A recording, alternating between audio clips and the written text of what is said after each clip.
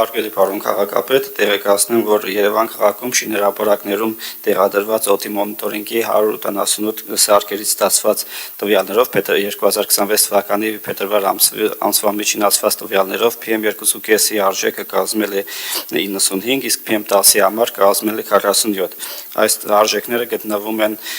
լավ կամ չափավոր միջակայքերում։ Համեմատության համար նշեմ, որ 2025 թվականի փետրվար ամսին տեղադրված եղել 167 սարքավորում, PM2.5-ի համար արժեքները եղել են 109, իսկ PM10-ի համար 51։ Այսքանը, շնորհակալություն։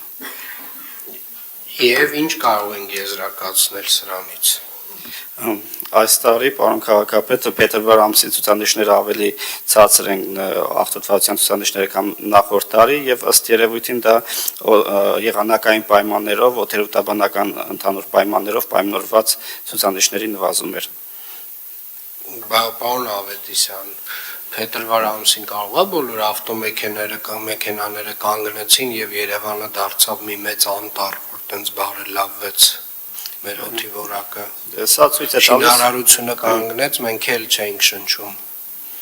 Այս ամենը փաստում է եւս մեկ անգամ, որ մարտածին աղտոտման աղբյուրները շատ փոքր դեր ունեն ընդհանուր գլոբալ պատճառների մեջ։ Սիրելի երևանցիներ, Երևան քաղաքում օդի որակը, ինչպես նաև ամբողջ Արարատյան գոգավորությունում օդի որակը նոյեմբերից մարտ ամիսների ընթացքում մեծամասամբ պայմանավորված է մեր մթնոլորտային շերտի, մթնոլորտային առաստաղի բարձրությամբ, այսինքն սա ուղղակիորեն բնակլիմայական երևույթ է, որը որ հենց այդ շրջանում մեր մթնոլորտային շերտը իջնում է 1200 մետրից մինչև 80-100 մետր եւ փաստացի բոլոր աղտոտումները, որոնք որ առկա են եղել այդ 1200 մետրի վրա, խտացնում են 80 եւ 100 մետրի վրա եւ սա տեղի ունենում ոչ միայն Երևանում, սա տեղի ունենում ամբողջ Արարատյան դաշտավայրում, Վեդիում, Արտաշատում, Թուրքիայի տարածքներում եւ պայմանավորված է մեր աշխարհագրական դիրքով եւ բնակլիմայական պայմաններով։ Երևանի քաղաքապետարանը իր հերթին այնուամենայնիվ ձեռքերը ծալած չի նստում եւ տալիս է տվյալներ, բաց տվյալներ Երևան քաղաքում օդի որակի վերաբերյալ եւ տալիս է նաեւ կանխատեսումներ, թե ինչպիսին կլինի օդի որակը վաղը չէ մյուսօրը եւ մեկ շաբաթ հետո, որպեսզի դուք իմանաք Երևան քաղաքում բնակլիմայական պայմաններով պայմանավորված օդի պոտենցիալ վատ թարացումների մասին, իսկ արդեն այս սեզոններին, երբ որ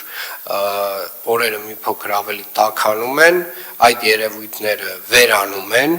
մեր մթնոլորտային շերտը բարձրանում է 1200-ից մինչև 2000 մետր բարձրության եւ այն աղտոտման մակարդակը, որ մենք տեսանք նոյեմբերին կամ դեկտեմբերին, այլևս չենք տեսնում։ Չնայած որ Երևան քաղաքում ամենաակտիվ շինարարության, ավտոմեքենաների շարժի, մարդկանց շարժի, չգիտեմ, բոլոր տեսակի մարդածին հնարավոր աղտոտումների ավելի ակտիվ սեզոն է։ Եվ սա եւս մեկ անգամ գալիս է ասելու, որ սիրելի երևանցիներ, խնդրում եմ ուղղակի փորձեք լսել այն փաստահեն տվյալները, որոնք որ ներկայացնում ենք մենք, որոնք որ ներկայացնում են տարբեր գիտական ինստիտուտներ։ Շնորհակալ եմ այսքանը։ Հավանիչ տեսանյութը եւ բաժանորդագրվիչ նորությունները բաց չթողնելու համար։